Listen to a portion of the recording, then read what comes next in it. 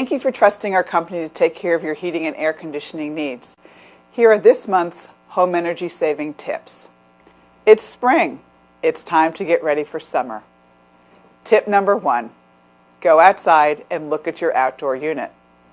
Make sure the area around the unit is clear of winter dirt, leaves, and grass. Your unit needs proper air movement to work efficiently. Tip number 2, if you have smokers, pollen, allergies, or a musty smell around your home, consider a whole house UV light. A whole house UV light eliminates these odors, molds, bacteria, pet odors, and musty smells throughout your home. Call us at the number below for more information. Tip number 3, change your filters. A clogged filter causes your HVAC system to work harder. It's like breathing through a paper bag. It uses more energy. Clogged filters cause you to write larger checks to your utility company. It's time to have your air conditioning system maintained by a professional company like us.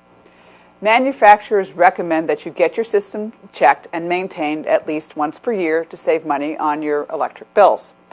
Better yet, join our exclusive maintenance program for hassle-free maintenance and great benefits. Call us at the number below to join and schedule your maintenance call.